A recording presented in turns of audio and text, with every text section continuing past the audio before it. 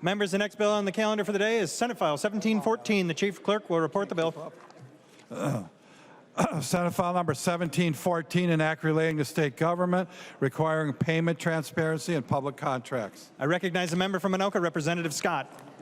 Thank you, Mr. Speaker, and I can go ahead and speak to the bill now, and then there is an amendment. As Mr. Speaker and members, this is a payment transparency bill.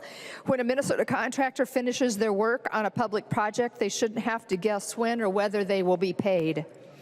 Senate File 1714 intends to fix that.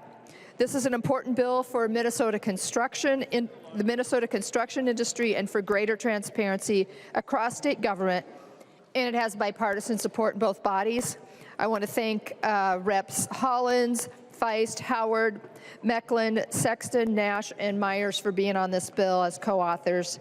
It was vetted by several stakeholder groups from MnDOT to the counties, and you should be receiving a handout of the 16 trade associations that are in support of this bill.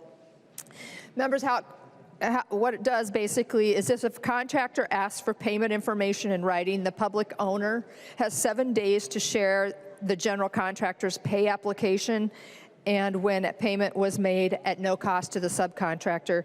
This way, everyone on the job knows what's been paid for and when they should get paid. If the public owner has a website, they will put contact information on that for these subcontractors, and if the owner already has a system that provides this information, then they can ask the subcontractors to use it. In the end, this bill helps the painter, the electrician, the concrete subcontractor, small Minnesota businesses that have already done the work and are carrying the payroll while they wait. They deserve to know when they'll be paid, and Senate File 1714 gets us one step closer to bringing more transparency to government-funded construction projects. Thank you, Mr. Speaker. There is an amendment at the desk. The Chief Clerk will report the amendment.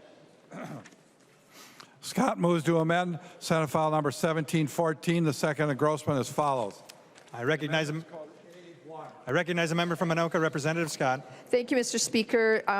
This amendment has support of all the stakeholder groups, and it is adding one word that was forgotten towards the end of the bill, and that word is for, F-O-R. I ask for member support. I recognize a member from Hennepin, Representative Cleavorn. Thank you. It's a technical amendment. Please vote green. Okay. Any further discussion? All those in favor of the amendment, please signify by saying aye. Any opposed, say nay. The motion prevails. The amendment is adopted. There are no further amendments at the desk. The Chief Clerk will give the bill its third reading. Third reading, Senate File number 1714 as amended. Third reading. Discussion to the bill.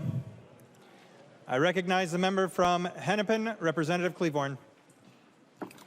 Members, I would like to just thank Representative Scott for your hard work on this bill and Representative Hollins for making sure that there was agreement amongst the stakeholders. It is a good bill, and everyone who does work should be paid for their work. I encourage a green vote on our side. Any further discussion to the bill? I recognize a member from Dakota, Representative Berg. Thank you, Mr. Speaker. Would the author yield to a question? She will yield, Representative Berg. Thank you. I'm just curious, as I was looking over the list that you handed out, if you have the support of the trades unions for this bill. Representative Scott. Thank you, Mr. Speaker. Representative. Well, we have the Sheet Metal Air Conditioning and Roofing Contractors Association.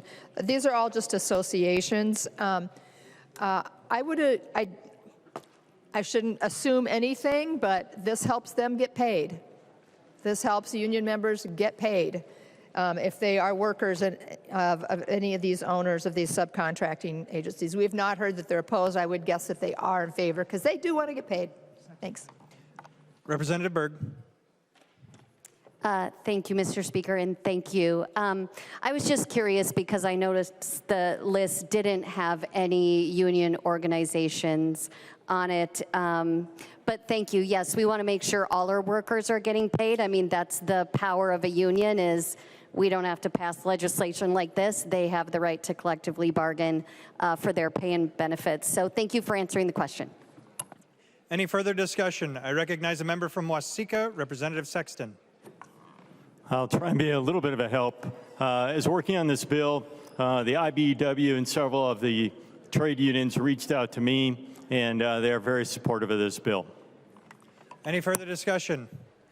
I recognize the author of the bill, the member from Anoka, Representative Scott. Thank you, Mr. Speaker. And yes, I did get a text, Representative Berg, that they are in support. I encourage a green vote. Thank you, members.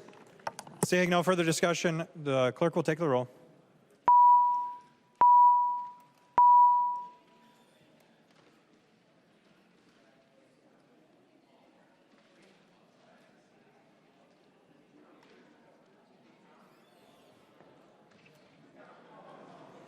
The clerk will call the names of the members voting remotely.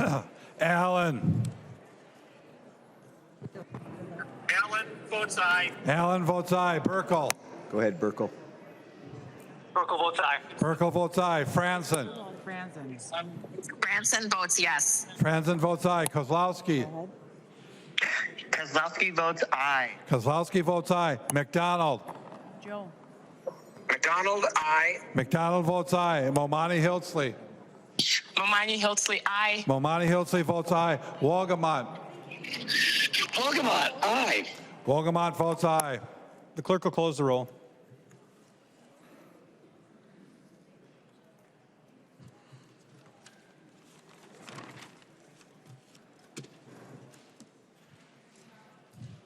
There being 133 yeas and 0 nays, the bill is passed as amended and its title agreed to.